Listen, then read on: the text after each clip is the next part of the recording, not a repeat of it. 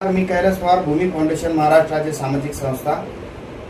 आज बघितलं तर आलोक शुक्ला सर प्रत्येक वेळेस विविध ठिकाणी वेगवेगळ्या धार्मिक स्थळाला ते दरवर्षी भेट देतात आणि प्रत्येक ठिकाणी भेट दिल्यानंतर या भूमी फाउंडेशनच्या निवासी प्रकल्पातील कृषक कॅडेट करता सर प्रसाद पण घेऊन येतात। प्रसादाबरोबर सरांनी भगवानची जी काय प्रतिमा आहे तर त्या प्रतिमा पण घेऊन येतात आणि आता दोघे जगन्नाथपुरीला जाऊन आलेत मागही देखील। त्यावेळेस सुद्धा सरांनी तेथील बलभद्र सुभद्रा जगन्नाथची कृष्ण भगवान म्हणून जे आहेत तर त्यांची प्रतिमा भेट सरांनी सुद्धा तिथून आणलेली आहे।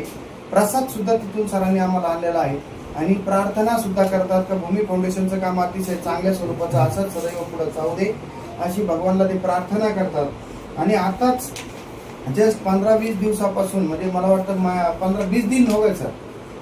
तर आता सर याला केदारनाथ बद्रीनाथ येथे गेले होते, त्यांच्या मॅडम असतील सर असतील दोघंही गेलेले होते आणि सरांनी तिथून आज ही बद्रीनाथ आणि केदारनाथ यांची जी काही प्रतिमा आहे तर ती आम्हाला भेट आणलेली आहे आणि ती आमच्या इथं प्रकल्पात आम्ही ठेवणार आहोत आणि दररोज याची पूजा इथं होणार आहे बद्रीनाथजी आणि केदारनाथजी यांची।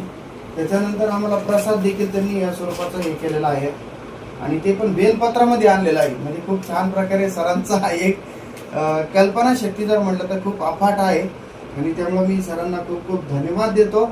सरांचं प्रेम असंच आमच्यावरती सदैव असू दे आणि खऱ्या अर्थानं आलोक शुक्ला सर खूप मनापासून या भूमी फाउंडेशन सोबत जोडले गेलेले आहेत याचा देखील आम्हाला सार्थ अभिमान वाटतो। म्हणजे आता सर आपल्याला सांगतील, सर आप ही बताइए ये सब क्यों कर रहे हैं हमारे लिए।